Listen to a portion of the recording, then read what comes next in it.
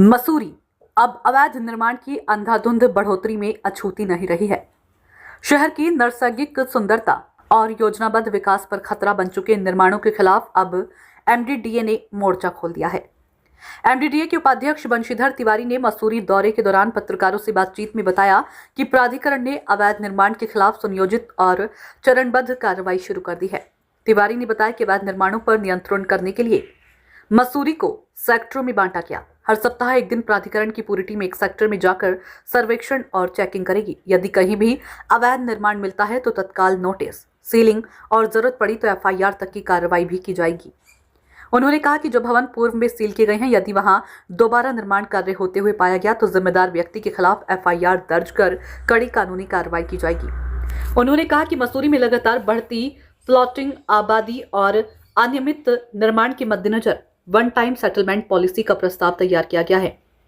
यह नीति मसूरी की वर्षों पुरानी समस्याओं को हल करने की दिशा में एक बड़ा कदम मानी जा रही है।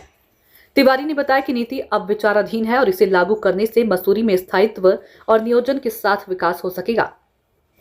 उन्होंने बताया कि एमडीडीए अब उन लोगों के लिए भी राहत लेकर आया है जो कानूनी रूप से मकान बनाना चाहते हैं। इसके लिए प्राधिकरण ने अपने सॉफ्टवेयर में पूर्व स्वीकृत आवासीय नक्शे अपलोड किए। अब आम नागरिक बिना किसी दलाल के सीधे ऑनलाइन आवेदन कर सकते हैं और उन्हें त्वरित स्वीकृति प्रदान की जाएगी। उन्होंने लोगों से अपील की है कि वे इधर उधर भटकने की बजाय सीधे एमडीडीए की वेबसाइट का इस्तेमाल करें।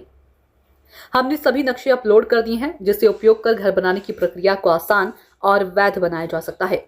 बंशीधर तिवारी ने बताया कि भारी बारिश से मसूरी की सड़कों और फुटपाथों को नुकसान पहुंचा है और जैसे ही बारिश का दौर थमेगा, मुख्य सचिव उत्तराखंड के निर्देशानुसार मसूरी का दौरा प्राथमिकता वाले क्षेत्रों में मरम्मत और सौंदर्यीकरण का कार्य शुरू किया जाएगा।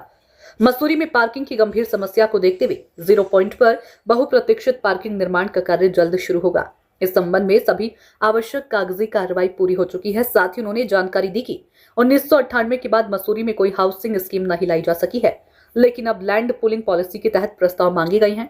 कुछ प्रस्ताव प्राप्त हुए हैं जिनका परीक्षण कर भू अधिग्रहण की प्रक्रिया के बाद नई हाउसिंग कॉलोनियों का निर्माण किया जाएगा।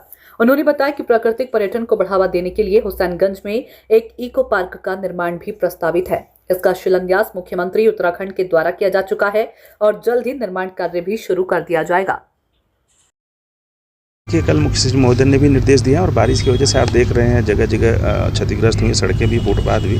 तो जैसे ही बारिश खत्म होती है हम लोग यहाँ पर एक दौरा करेंगे और जहाँ भी सौंदर्यीकरण की और रिपेयरिंग के काम होंगे वो किए जाएंगे। नहीं, देखिए, हम लोग अगर आप देखेंगे प्राधिकरण स्तर से लगातार जो अवैध निर्माण है उसके खिलाफ कार्रवाई करें, जो अवैध प्लाटिंग है उसके खिलाफ भी कार्रवाई कर रहे हैं और एक वन टाइम सेटलमेंट की पॉलिसी भी मसूरी के लिए बनाई गई है जो विचाराधीन है, उस पर भी निर्णय लिया जाएगा ताकि यहाँ की जो समस्या है उनका समाधान किया जाए। मसूरी में पार्किंग की समस्या तो एमडीडी की तरफ से कोई ऐसी पॉलिसी है? 0 पॉइंट पार्किंग हमने टेंडर उसका निकाला है और बारिश जैसे ही खत्म होगी उसका हम काम शुरू कर देंगे। मैंने बताया ना, जितने भी सेक्टर हैं हम लोग हफ्ते में एक दिन जितने भी हमारे एम्प्लॉई हैं सारे के सारे लोग उस सेक्टर में जा करके और जितने भी अवैध निर्माण के खिलाफ कार्रवाई कर रहे हैं, तो मसूरी सेक्टर में भी इस दिन हम पूरी टीम को यहाँ लगाएंगे और जो इस तरह की गतिविधियाँ हैं उसके खिलाफ हम लोग कार्रवाई करेंगे। उसमें क्या है कि जो प्री अप्रूव्ड मैप हैं जो रेजिडेंशियल हैं उसमें अलग अलग तरह की डिज़ाइन हम लोगों ने अपने जो हमारा सॉफ्टवेयर उसमें डाला हुआ है।